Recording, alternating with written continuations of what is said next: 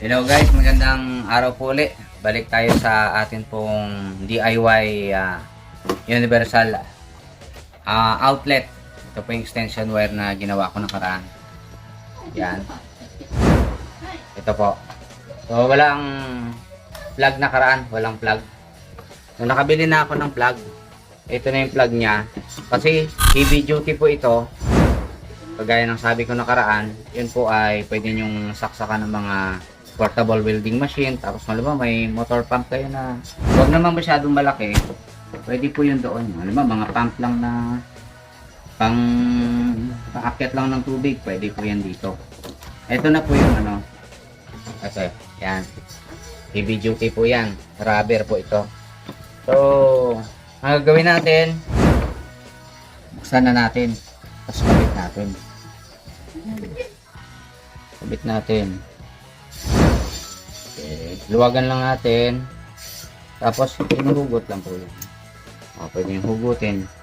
Pero bago nyo huwag nyo kalilimutan. Kasi meron minsan ito nakakalimutan ilagay. Nakalagay na lang ganun. Sa kanya maalaala, uy, nasaan yung ano ko, yung aking panghigpit. Kaya kung ano yung tinanggal ninyo, huwag nyo kalimutan. Maganda kung halimbawa first time ninyo, bago nyo kalasin yung isang bagay, picturean ninyo para pag halimbawa nakalimutan ninyo, pwede nyo balikan sa picture. Ay, ito pala yung aking ginawa. Tinanggal ko siya, ganito pala yung posisyon. Para alam ninyo. Pero sa mga expert, ito nga, wala nang picture kasi kabisado na. Pero sa mga beginner, yan po. Paano nyo nakita nung binili ninyo, paano yung posisyon, kung alin yung tamang posisyon, yun po ang ano ninyo, ibalik din po ninyo. So, ito. Una, siyempre, pasok natin ito. Yan. Ipasok natin ito. Ganyan. Pasok natin dyan. Ang purpose yan, kaya natin pinasok. Natatanggal din naman pala ito Kaya, pag natatanggal naman, pwede natanggalin na lang. Kaya hindi na kayo mahirapan. Kaya pwede naman yun.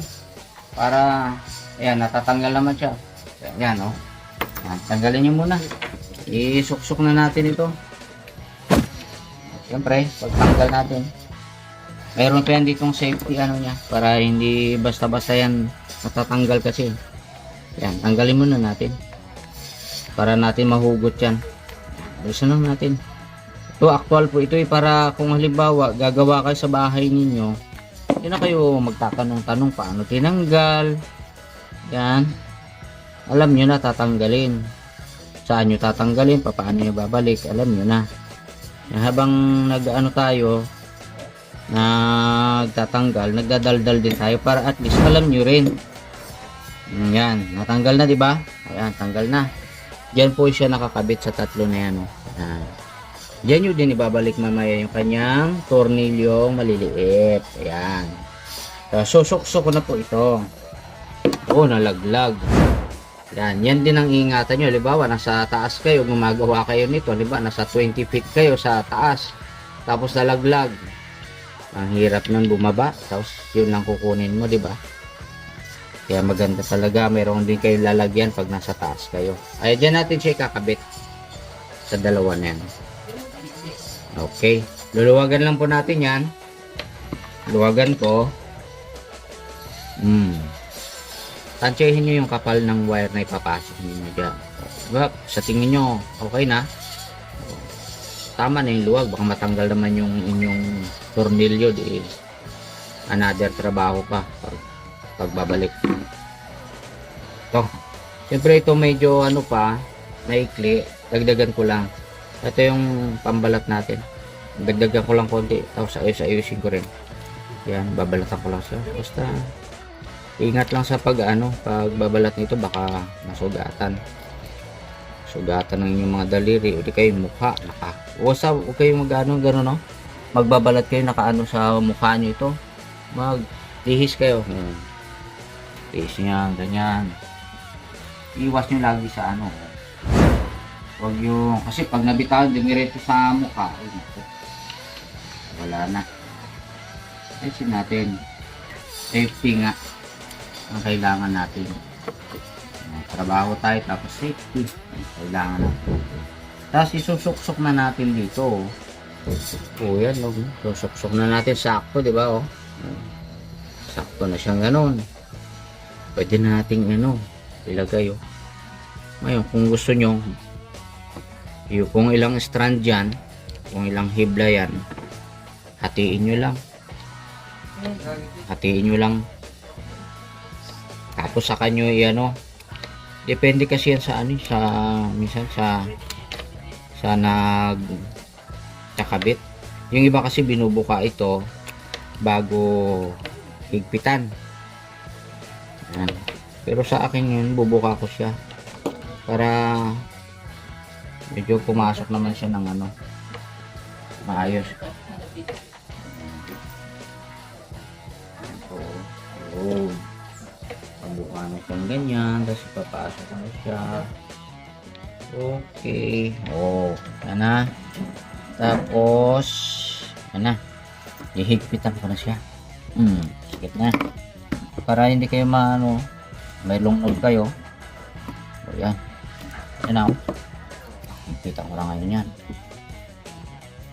Okay. Kaya nahigpitan na yan. Siyempre, alam nyo naman yung mahigpit. Hindi pa eh. Pag mahigpit na yan, siyempre pag hinila mo yan, hindi na po matanggal. Sabi mahigpit na. So, diba? Tapos, ito naman, ganun, hatiin mo rin uli. Hatiin mo siya. Kaya kailangan naka-gloves tayo. Kasi para magganyan-ganyan ka man, magganyan ka, hindi ka masugatan. Diba? Kailangan natin ng safety. Hindi madaling masugatan. Alam mo ba? Kailangan natin yun yung safety. Tapos syempre minsan tiyaga din talaga sa pagtatrabaho. Ito medyo mabusisi ito pagka first time yung gumawa. Diba? Sa mga dati na nga medyo nahirapan kung malabo na ang mata eh. Malabo na yung paningin. Nahihirapan na magkabit. Kagaya ko, medyo malabo na yung mata. Mahalaga, kasama rin lagi yung salamin. Kagaya nito. Kailangan may salamin kayo. Kung malabo na mata, pero kung wala, okay lang yan. Kung kaya nyo pang okay na siya ulit. Ihigpitan na natin siya. Okay. Yung may helper kayo, maganda kung may helper kayo pag nagkakabit para may taga yan taga-hawak para hindi makawala. Okay, tapos yan. Okay, tayo natin ulit. Oh, yun na. Okay, kasi gagawin na po natin. O, diba? Yan na. Pero naka extension wire na maganda-ganda. Hindi basta-bastang masira. Diba? Ilagay nyo na po ito. Yan. Tatlo rin ang ibabalik ninyo. Mamaya, tatlo yung tinanggal ninyo. Dalawa na lang yung kinabit nyo. Wag. Ay mga tornilyo may lalagyan po yan. Lagay kayo sa isang tabi. Magkakatabi silang ganyan. Yan. Para pagka kinuha ninyo, yan, may magnet ito. Maganda itong may magnet eh. Kasi alam niyo po kung bakit. Pag may magnet kasi yan, halimbawa nahulog doon sa sa loob. Medyo malalim, kagaya niya, no? Diba dyan? Ang hirap ng ng daliri. Gaganon mo lang siya. Susunod siya. Diba? Yan din itong pagandahan ng Phillips screw, star screw, di ba? Saka mo siya tutusok ulit suabe. Yan lang po. Medyo syempre baka hindi siya nagsakto ng maayos. Ayos lang din natin. Ito. Yun. Parang umukay ito. Pag hindi pa rin, yun. Okay na. Isa na lang. Okay. Mm. Mm. Kasi kung bibilihin po natin ito sa market, ay medyo mahal na po itong heavy duty. Diba? Ngayon, pwede na tayong gumawa kahit sa bahay lang natin. Bili lang tayo ng wire. Dahil mayroon tayong idea, ay na lang gumawa. Diba? Natuto ka na, nakakatiyak ka pa na ang iyong gamit ay maayos kasi ikaw ang gumawa eh.